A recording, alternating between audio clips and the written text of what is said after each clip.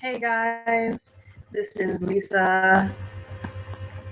Hey guys, this is Lisa, aka You Brought Me Home on Tumblr. And normally I am always at the Captain Swan podcast weekly, but unfortunately today I was not able to attend. I have a college thing that I cannot miss this evening. So I really wanted to be there tonight because this particular episode was so amazing,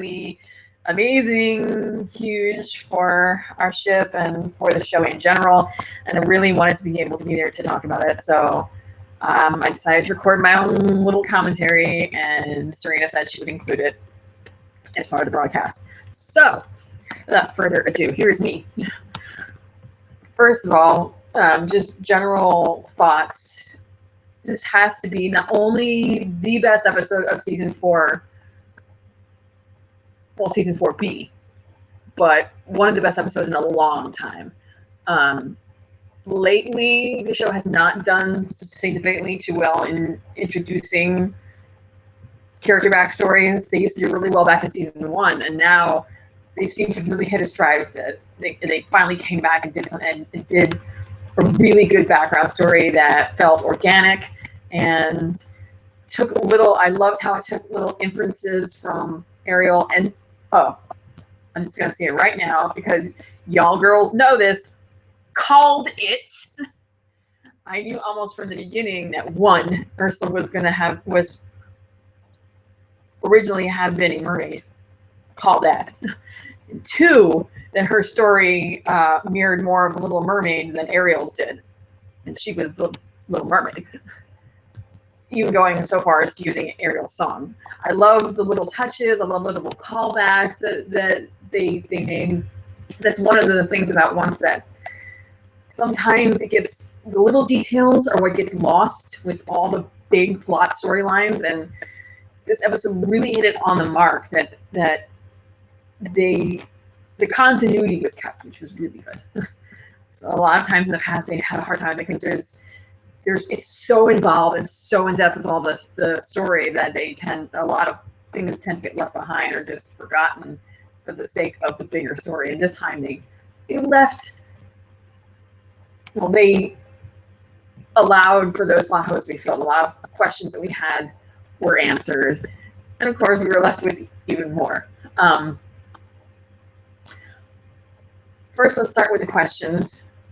I don't know how many questions that they're going to have by the time that this podcast airs, but I'm only going to be able to do what I see on the Captain Swan podcast Tumblr site. And the first question comes from Liam S. Jones. What did you think about Killian and the Killian and Ursula scenes? Well, like I said, this was some of the best flashback scenes that the show has done, period. I've always been one of the vocal ones saying that I don't mind the flashback scenes. I just think that sometimes it's the same characters over and over, like too many Snowy scenes, too many Regina scenes, too many Ruffle scenes. I want to see more flashbacks with different characters. Killian, definitely. Emma, charming. The ones that we don't get a lot of. We don't get a lot of centrics outside of 2 or 3 main characters. It gets a little stifling at times, which is why I think when they focus on other characters, they really do their best with it. And these particular scenes, I know that the actress who played the young Ursula had said that she had a wonderful time playing against Colin, that he was a joy on set, which of course we all know. He's a character. He loves to make jokes. He's always in a good mood. He's just a wonderful, all-around sweet guy. But it also really shows, I think, something that people don't normally recognize too much. We know that Lana and Emma and all of them have experience dealing with younger actors because they have Henry and Roland and Dylan playing Bay, but I've started to notice now that Colin is actually very good playing against younger actors. He's had to play against quite a few of them. It almost seems like he's just a natural at it, that he helps them to feel comfortable in their role. She had said it's just such a big deal for her because it was a huge Disney iconic character, and I think he helped her feel very comfortable in this role. So everything that they did was just completely organic, and it flowed, and there was no issues in those scenes. It was like it felt like they had known each other forever. I was absolutely, thrilled to see the Jolly again, and the crew, and Smee, and I just love all of Hook's flashbacks because they're always so rich with background and with little doses of comedy and the drama and everything that's in it. They always do the best job when it comes to Hook's flashbacks. His story is so... He has so many stories because they have a lot to work with him because he's been around for so long, 300 years. So they have all of this like rich history that they can work with. And based on the script tease, we already knew that he was going to be going back and forth for Pan. I didn't know that he was, Pan's personal shopper, but I guess he is. You don't have a lot to eat on Neverland Island when it's just you and the Lost Boys. Well, he can magic up things by himself. But I guess by this time he was starting to realize his magic was running short, and he couldn't keep using it for small things like, food. So he was sending Hook to go out and get supplies. I liked the use of the song. I felt that Ursula's interactions with Hook at the pub, at the tavern, felt natural. The emotions that he had in his eyes and on his face, everything he said was genuine. Absolutely, even from flashback Hook to present day Hook, everything that he said to her, his interactions with her were completely genuine. He never once lied to her about how her music made him feel. And this is coming from the type of person who doesn't typically open himself up, especially at this stage in his life, where it's obviously not long after Mila's death and he's still in that very dark place. And yet he manages to open himself up to this young girl and tell her that, you made me feel something for the first time since I lost my love. That's what she wanted. She wanted to use her voice to make people happy. She didn't want to crash pirate ships into rocks like her father wanted. Also, another nod from the Little Mermaid 2 sequel cartoon movie, if anyone has seen. Yes, Ariel's mother did die as a result of being run over by a ship. I won't say it was a pirate ship, I don't think it was. But it's true. Her father was so upset and so aggrieved by Ariel's mother's death that he refused to allow any of the mermaids to interact with humans or to sing. He didn't even allow music, period. So this kind of, they stole a lot from the Little Mermaid story. The one thing I was really most surprised at is, as it was playing out, his interactions with her on the Jolly Roger, the fact that even though her father had practically ordered him to steal Ursula's voice, he wasn't going to do it, that he had a code, because the girl's voice was the only thing she had left of her mother. And he couldn't imagine taking that from her and destroying her in that way. He even said, and his voice, and the way that it broke, and the sadness in his eyes was so genuine that he said, if I had something left of my love, I would cherish it. I would never want someone to take it away. They had gone on all week. We had like 7 interviews of the media just splashing it in our faces, saying, whatever Hook did to Ursula is this horrible, horrible thing, and and Emma might not forgive him for it, and he might lose her over it because he crushed her soul and it was so bad. But when you really look at it, he did everything in his power to help her, and he was willing to even sacrifice the opportunity to seek his revenge to get her where she needed to go. Which just, corroborates our stance that even when he was, the worst part of himself, was never really that much of a villain. He always had that honor code. He always was the gentleman. He's always had a good heart. Always.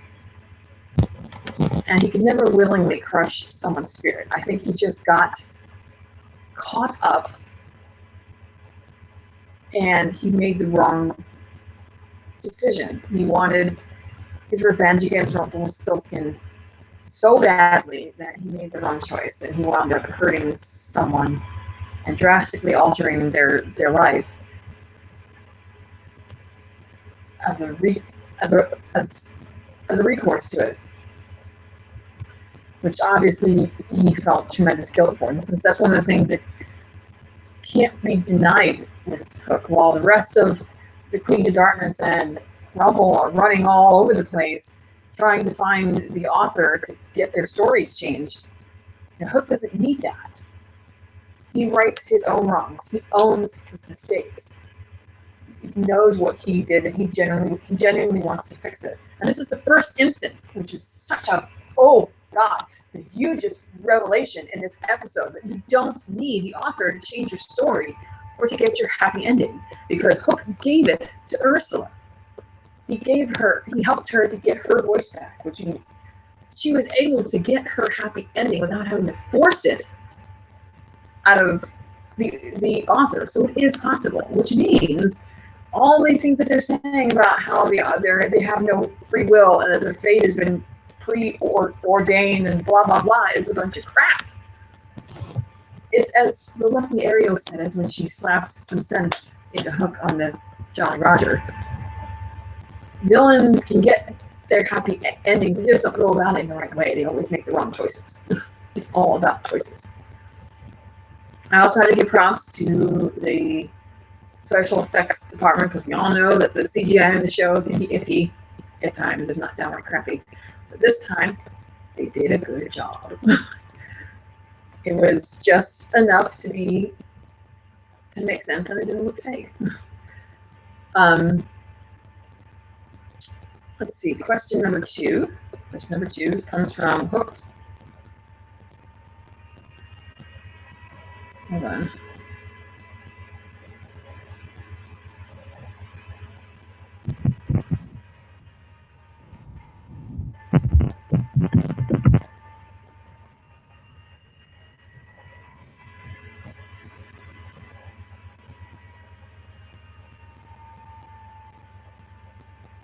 I just lost the page here. Okay, question number 2 comes from Hooked on Killian for Live 28. How do you think Emma will find out about her parents' secret? I'm going to save that for the end, because that's the spoiler part. But other things that I liked in this episode. Woo woo, go Emma, defend your man. Lord knows, through the years, we've all had our beefs and our issues with how Snow approaches things. And I know she's desperate for Emma not to go onto the dark side. That's probably why she had a little, what are you saying? Would you really drive Rumple's dagger through his heart like that? But for them to automatically assume that Ursula would be able to turn Killian, I mean, after all this time, everything that Killian has sacrificed for her, everything he's given up, everything he's done, can we not have some trust? Yes, Killian is pissed off. Yes, Killian hates Rumpelstiltskin, and yes, he wants him dead. But even Killian understands. I mean, when they were back at the shop, and it was exposed that Rumple was masquerading as Killian, which I have to give props to the writers for this. I did not want them to drag it out like they had done with the Killian Heart thing before, dragging it out all the way to the bitter end. I was really glad that they uncovered that quickly. And that is not something that we needed to deal with on top of everything else. But I did feel horribly bad for Belle, because she doesn't deserve this. Honestly, she's trying to move on with her life. She's been hurt enough, and the worst part of it was that she didn't even seem like, she seems so just not even sad, but more like just accepting, like, yeah, you know, it's just another nick on the bedpost of all the things that he's done. She didn't even seem surprised, just kind of accepting, like, Yeah. All right. I didn't think he could do anything worse. It's just horrible, and I wish that she didn't have to keep going through this. And honest to God, if by the end of the season they try to attempt to get them back together, I'm going to flip the fucking table, because unless he was to make some huge mammoth sacrifice, and even then, I just don't think it's enough. It's past the point. He has done too much to her and too much to everybody else in this town for, in any way possible, have a chance to redeem him. I mean, I know that the show doesn't want to kill him. I know that they always say that there's supposed to be hope, that all villains can have a chance to be redeemed. I mean, they're doing it with Hook, they're trying to do it with Regina, they've done it with the Snow Queen. And I know that they keep saying no matter what that they want to try to do this with Rumple, but if they are, they're going about it in the worst way, because there's a point that you cannot pass, and he is far past it. And if Belle was taken back, all of us would just be, I'm not even talking about the Rome Belle fans, just the rest of the fandom would be like side-eyeing going, are you kidding? Are you kidding? I am not going to dwell too much on Scarlet Beauty, because I like Will, he's okay, but he hasn't really been used much in the plot or in the entire season. I don't know him very well. I didn't watch once Wonderland too much, so I really can't comment. I'm kind of neutral on it. If he makes her happy, which I think she deserves, then more power to them. I hope he doesn't die, because I know that Rumple probably wants him dead. We've already seen the results of what happens when, when women in his life fall for somebody else. So I hope that he retains his limbs in his life. I don't know what the story is going to be, but I guess we'll see it when it comes.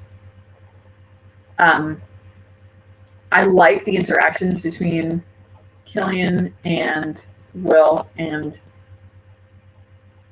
I don't know if it was intentional, but there was a little bit of a slip where when they were discussing the ship in the bottle and how to have it regain its size, Killian has had to, well, you're the one person who spent the longest, there's one person I know who spent the longest in Wonderland of anybody that I know. Now, I know that Killian only has been to Wonderland exactly once, at least as far as we know, when he first met Cora. I did not know that he had previously known Will, but that slip tells me that he does, in some fashion, previously know Will. And maybe there's some, I don't know, some sort of aggression between them or some whatever. But I would be interested to know what that backstory is. I thought that the penis joke was kind of funny, but at the same time a little out of, I mean, it was expected for Will, because Will's just like that.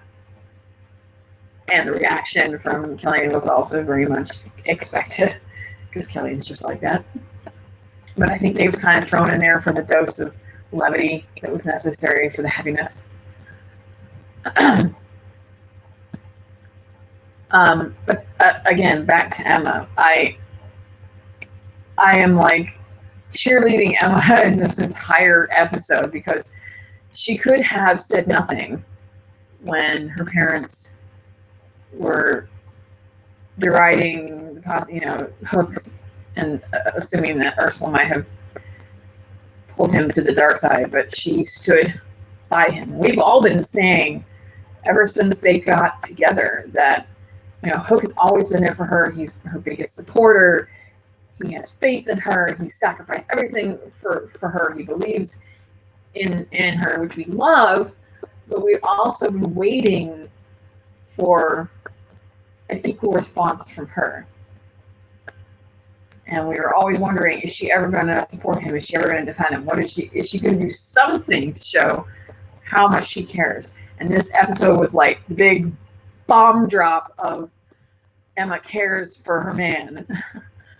Yes, we all know that Emma is an actions speak louder than words person. Okay. But she was straight and to the point. She understands why Killian is so upset. And it's not just because of what happened to Mila, because he kind of put that aside. It's more about the fact that he took Killian's heart, he blackmailed him, he used him, he abused him, manipulated him, tried to kill Emma in front of him. And now he's taking his guys to look like him to fool Belle. So yeah, Killian has a right to be pissed off, and she gets it. She's not saying that she would advocate killing or going and shoving Gold's dagger in his chest. No, that's why she told him in Gold's shop, "You're not going to do that because we both know what would happen if you did. And you becoming the Dark One is not worth it. He is not worth it." And she's very right in that, which is why Killian kind of like took a step back and took a little breather there and was like, "Okay, yeah, you're right. I'm angry, but I'm not going to let it, rule me." That's why he decided, I'm going to use my relationship with, or my complicated history with Elsa as leverage to see if I can get the information. This episode also showed something that we've kind of been neglecting, I think.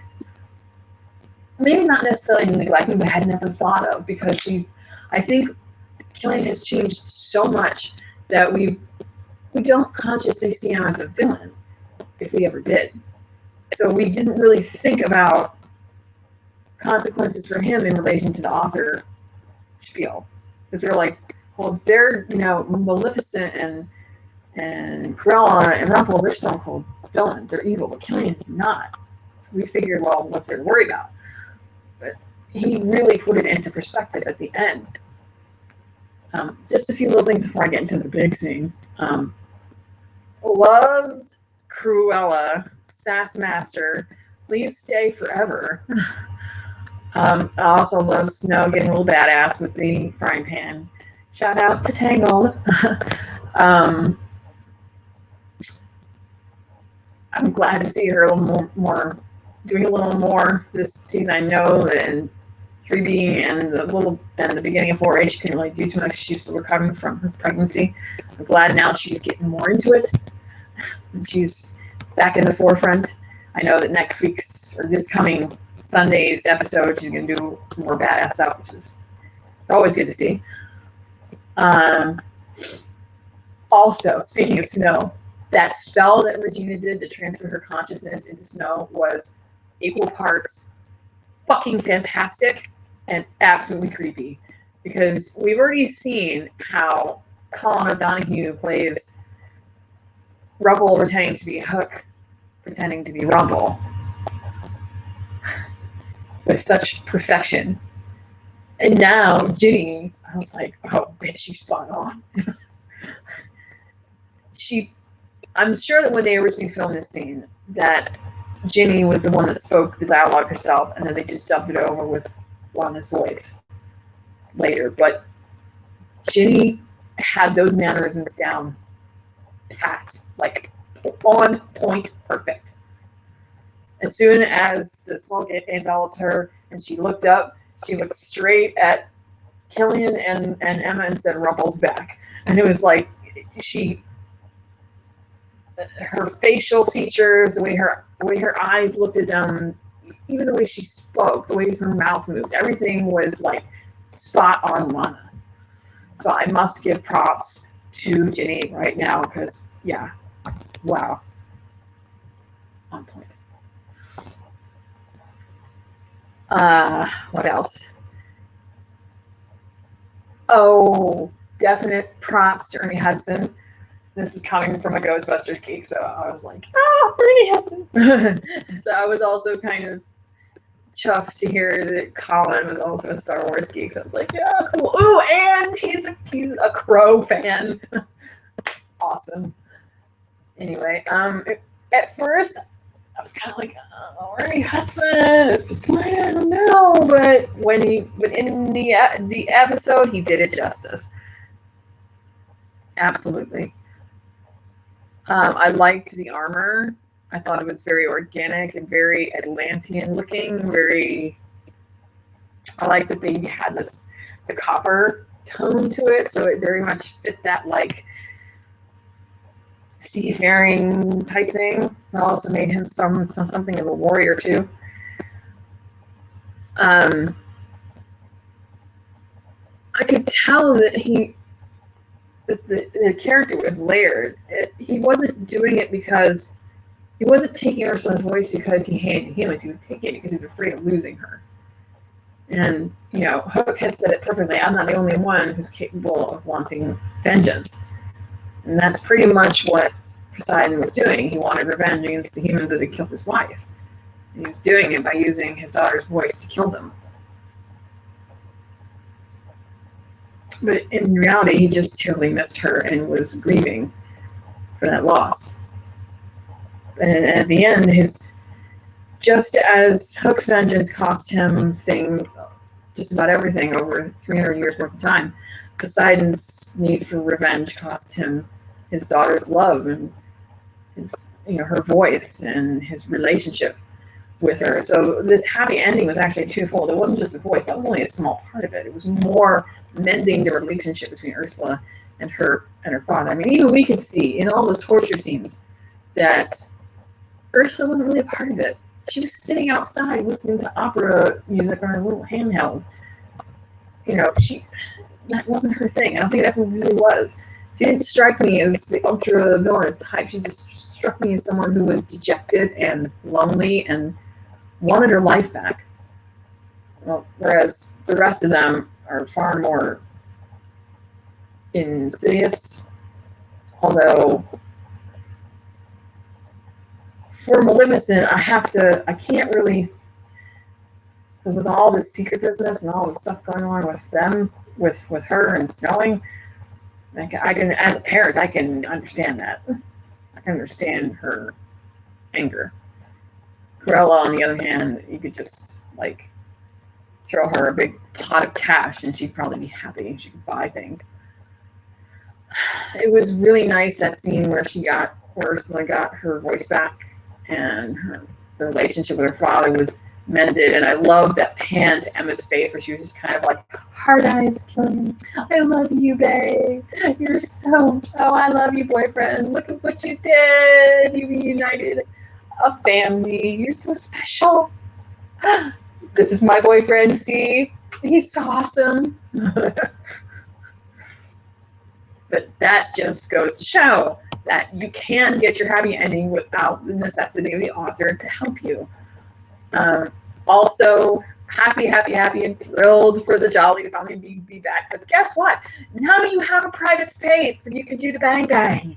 You don't need to worry about the overly full apartment or the room over at Granny's where your landlord has wolf hearing. Now you have a place to yourself. No more excuses. I was just really glad to see Hook's reaction to walking on the ship again. He was so happy because I know how much it hurt him to have to give it up. But I know that at the end of the day, if the ship had to go back, that he would let it go. Because it concerns Emma. She's the most important thing to him, bar none. And there's no ship that could ever replace her. So if he had to lose it again, I don't think that he would mind. But it was nice to finally see it back where it belongs, in its rightful place. I don't know if they're going to rebuild the set again. I don't think they would. It's probably cost too much money.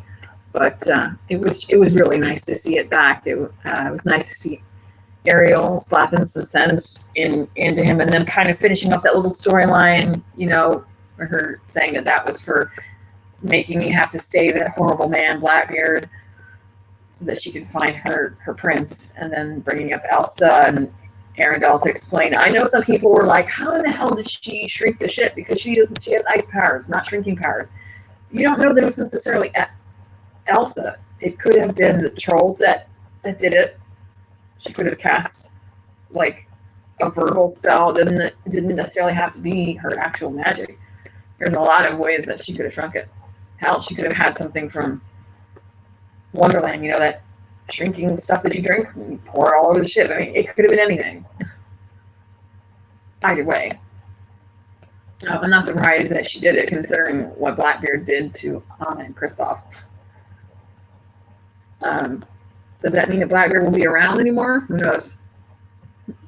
It'd be pretty awesome to see him again, but who knows?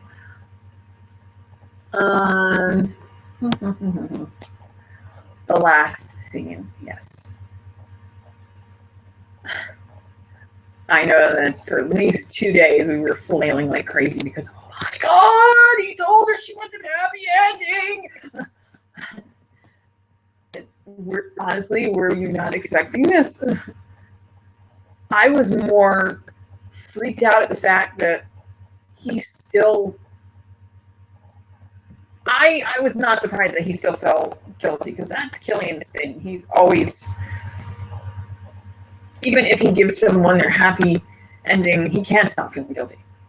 He feels it to his core because he wants to be a better man for Emma, and he feels like nothing he does will ever be enough. And I'm so glad that Emma keeps reassuring him, telling him, you gave her her happy ending, you gave her back everything she wanted. It's another mark in the hero column. You did good. She keeps trying to reassure him, but he's more worried about how easy it was for him to slip back into his old ways. When really all he did was pull a gun on Ursula, but I highly doubt that he would have actually killed her. It's just, it might have been something he would have done in his darkest days, but the way he is now, no. I saw that as pretty much a veiled threat and something he would not have gone through with. Hook likes to talk a big game, but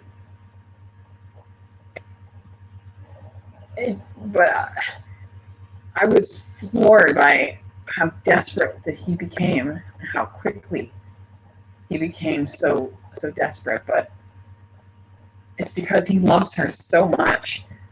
The thought of losing her, it was one thing when he lost Mila and he turned everything inward and he became dark and filled with anger and revenge, but this is something on a totally different scale. She is it for him. He fully believes she is his true love. She's it. He wants to spend the rest of his life with her. Period. And he doesn't need her to be the savior or the princess, just Emma. I firmly believe that if something were to happen to her, if she were to die, I don't think he could live with it. It would destroy him. That's why he's so desperate to make sure, or to find out what Rumpel's secret was.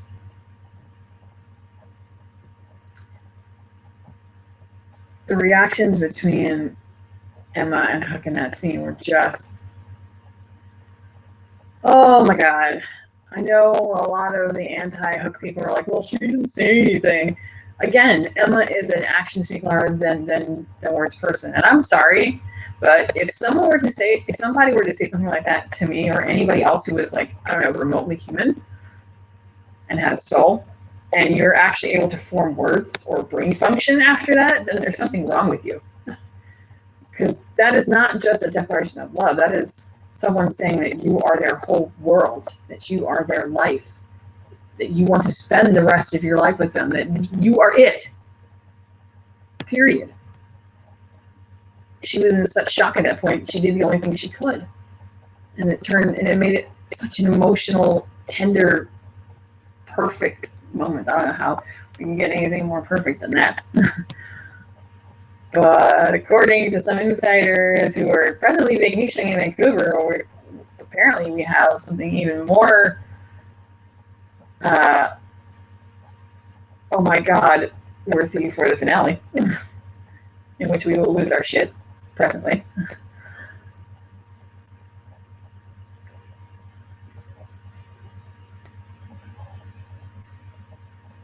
I think that last scene is probably the best Captain Swan moment that we've had so far. Although I'm sure we're in store for a lot more. feel like we're spoiled. Just keep getting more and more and more. I feel like now that Hook has laid his cards on the table, now it's Emma's turn. I guess the ball is in her court. But we all know how this works with Emma. It usually takes a very oh my God moment, like something drastically bad happening for her to say words, to use the words that come out of her mouth, you know. So I'm guessing in the finale we're going to get something really awesome. It was great to see August again, and at the risk of causing any ship wars, and I'm not going to even go there because this has nothing to do with Swan, whatever.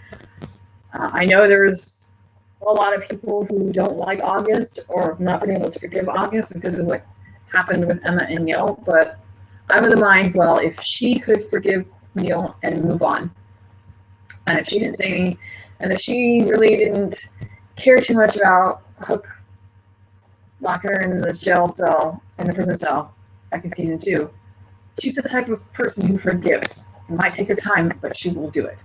And obviously, if she had an issue with August, she would have said something. Yes, there was some things mentioned back at the end of season 2, you know, just before August was killed by Tamara. He got a good punch in the face from Snow for what he did. And that was pretty much the end of it. He felt guilty. He knew that he had done wrong, and he fixed it by making sure they knew that Tamara was evil and that she was there to do bad things. I mean, if he hadn't, he would not have been able to be turned back into a boy by the blue fairy. So I hope he stays this age. I prefer him. He's a lot more interesting when he's, you know, the scruff is better than the wood, as Cruella says. I like the interaction between them. We're always saying that Emma needs more friends outside of her family and outside of Hook. And I think that August would be a really great friend for her to turn to. You know, he's been a part of her life practically since she was born. So, you know, I know that Ian Bailey's only slated to do three episodes, but I would very much like to see him there more. Wishful thinking, but, you know, I think he has a lot of insight to bring into the character, and I think the character could do a lot for the show if he was there. Primarily being a good friend to Emma, someone she could go to for advice and outside of Regina and her family, because especially at this point, you know, now we have the big dun dun dun moment going in when August reveals that the author is actually trapped in the storybook, but the door that's drawn on the page is the actual door, and he's trapped behind it in the book. Dun dun dun. Loved the interrogation moments. I like the use of the nose, an age-old part of the Pinocchio story. I felt bad that August was being tortured, and seeing Rumple doing this, it's like, yeah, you can't come back from that. I'm sorry. I know there are a lot of Rumble shippers out there, and more power to you. I feel for you. I do. But there's a point at which you just cross a line, and Rumple has crossed about 50,000 of them. I don't really know what else to say beyond that. So now on to the spoilers for next week's episode. How do I think that Emma is going to find out about the secret? We all know that her parents are not going to just come out and tell her. But I think certain things are going to happen.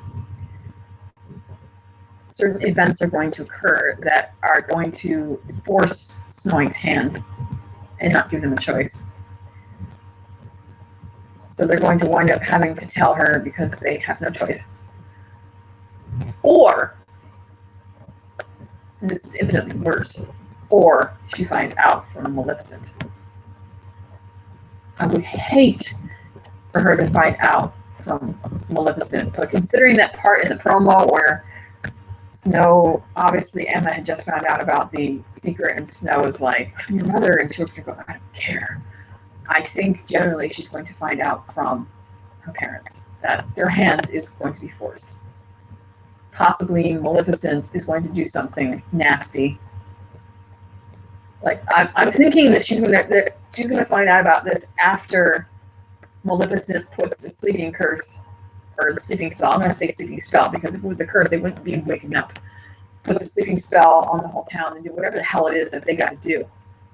And when they wake up, that's when Emma's going to confront her parents, going, "Okay, why is she doing this? Because this is obviously well beyond. This goes way beyond author crap. What is the deal?" And Snowing's hand is going to be forced, and they're not going to have any other choice but to tell her. Now, I knew that they were responsible for Maleficent losing her baby. I didn't realize they actually physically stole the baby. That's just horrible. Horrible. This comes from a parent. Good God. I'm guessing that they handed the baby over to the apprentice. He said that once the spell was enacted, it could never be reversed. I'm guessing if they had to steal her baby, that would mean one innocent for another, or one's innocence to ensure another's, something like that. The sneak peek that came out this morning, or Thursday, with Snowing going to the unicorn and touching it to get a glimpse of their daughter in the future. You have Charming seeing Emma's baby. That's so cute. So cute. And he saw that she was good, and she was a sweet little cute little baby. And Snow saw her as a teenage Emma, and she ripped her heart out and said she didn't care. I do kind of feel like I agree with some fans' assessment is that they're seeing what they want to see in some ways. But what Snow doesn't seem to understand is that evil is not born, it's made. The reason why, when they both touched it, that they saw both sides of the spectrum is because people have that capacity to be both. It's their choices that determine which road that they take. Ariel said it herself. There's no fate that determines what you're going to be or how you're going to use your magic or whatever. It's all in the way you're raised, how you're raised, the choices that you make, your decisions. That's how it works. Emma had, by her own backstory, Emma had the potential to have used her pain to become evil.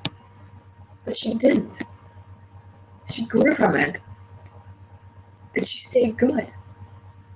It's a personal choice.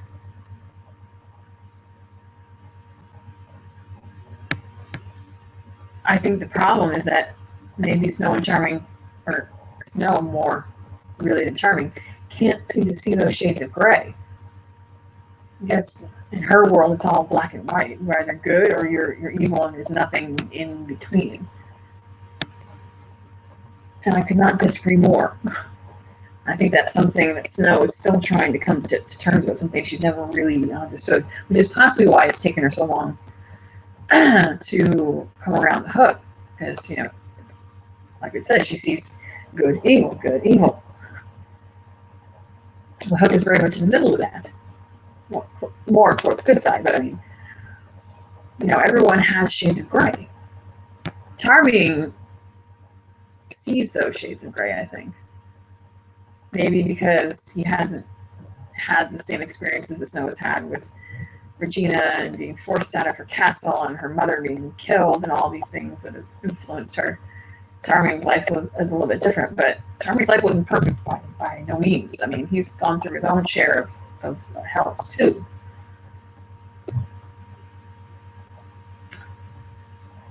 But, I guess it's all in the way that you are raised and the choices that you make. I'm really looking forward to episode 16. best laid plans. I think it's going to be something very interesting. I'm very interested to see Cat Swan scene at the docks. I'm pretty sure that she's going to be running Tim after she leaves her parents' place when she finds out about their secret, because he's the only source of comfort that she has. He's the one person there outside of Henry who hasn't been lying to her about what's been going on.